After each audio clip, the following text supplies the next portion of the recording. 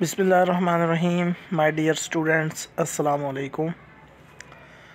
आज हम जिस टॉपिक पर बात करने वाले हैं वो है लर्निंग।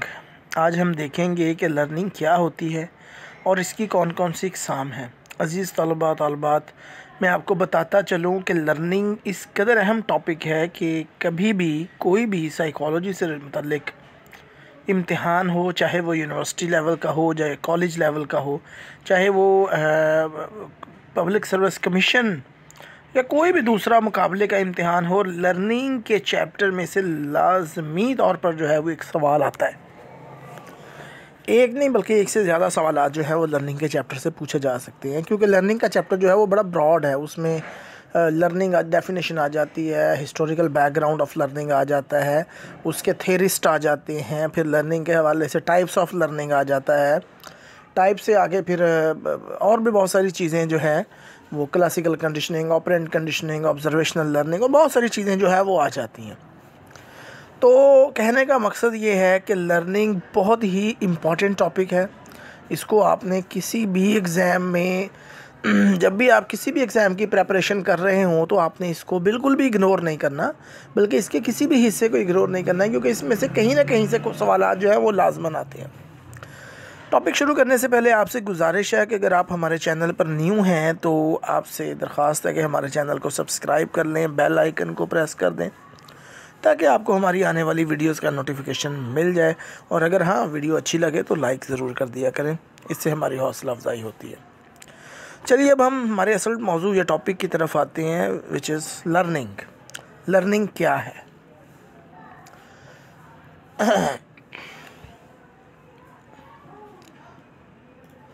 लर्निंग की जब हम डेफिनेशन को देखते हैं तो learning is a permanent change in our behaviour through process, through experience. Learning एक हमारे बिहेवियर में एक ऐसी तब्दीली है जो एक्सपीरियंस के थ्रू आती है। जब हम किसी भी चीज़ को एक्सपीरियंस करते हैं तो उसके नतीजे में हमारे किरदार या बिहेवियर में जो तब्दीली वाक़या होती है, जो तब्दीली आती है, उसे हम लर्निंग कहते हैं।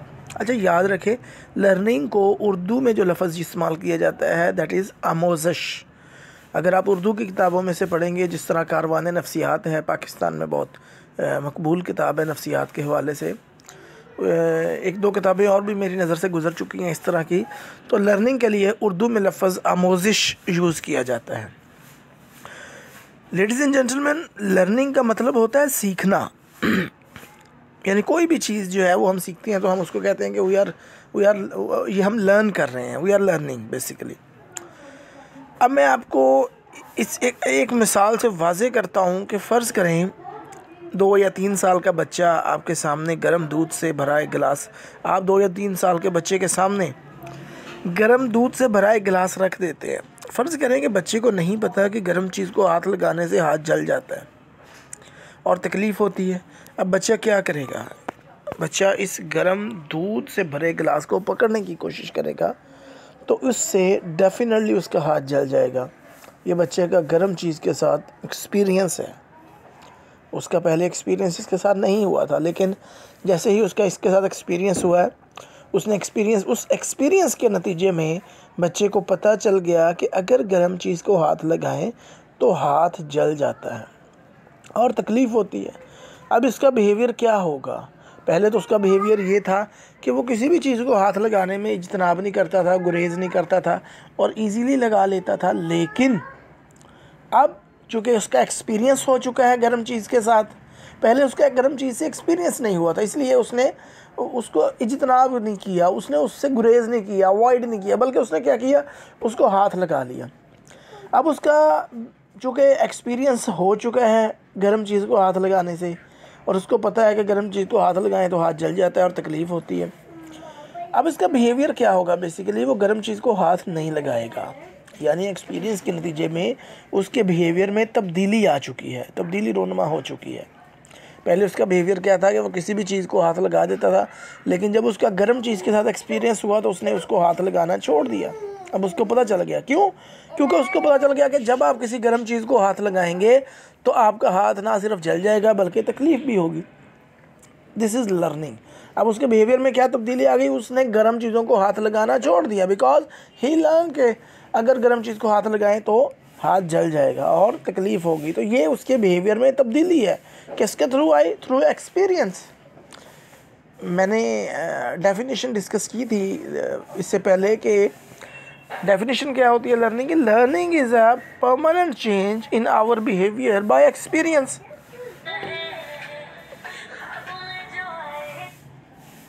लिहाजा अब हमने चूँकि एक्सपीरियंस कर लिया, अब हमारे बिहेवियर में या बच्चे के बिहेवियर में तब्दीली आ गई।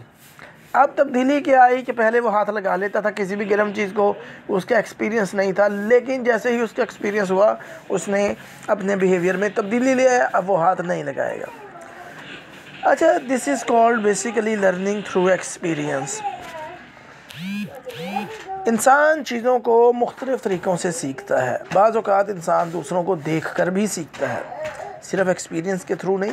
बाज़ औक़ात इंसान एक्सपीरियंस से तो मैं इसलिए बात कर रहा हूँ कि this is a common definition, but when we talk about the different scenarios of learning to learn something, so the person can learn through different resources, through different methods.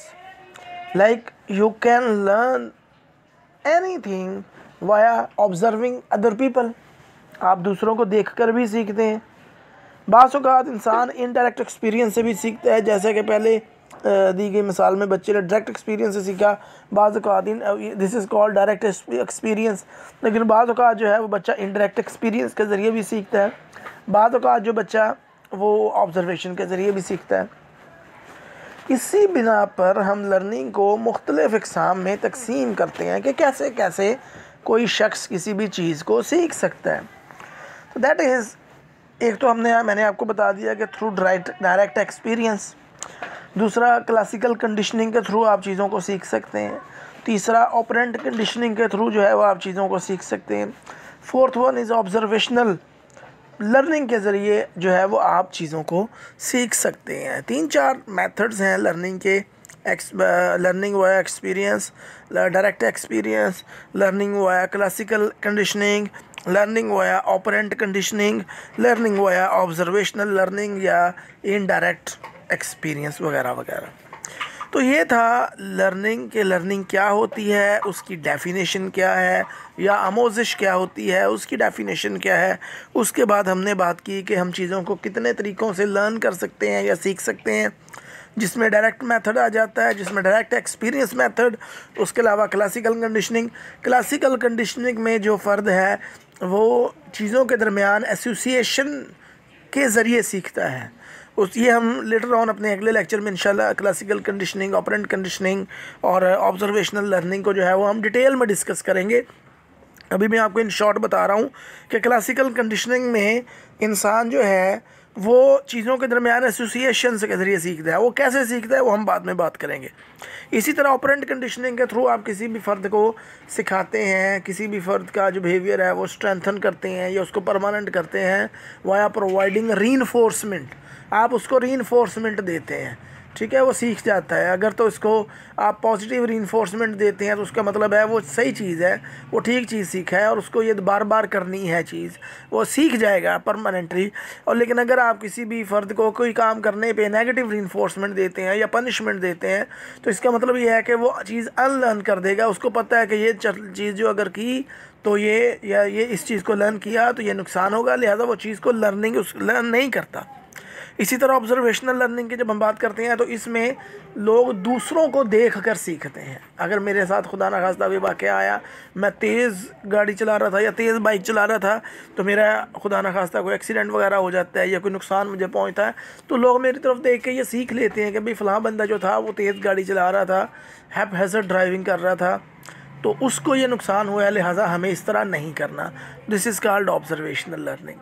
तो इंशाल्लाह इन जो लर्निंग की जो टाइप्स हैं उनको discuss करेंगे हम इंशाल्लाह अगले लेक्चर में डिटेल में 1 बाय 1, और फिर हम देखेंगे कि ये क्या होती है। तब तक के लिए अपना बहुत सारा ख्याल रखिएगा। अल्लाह हाफ़िज़।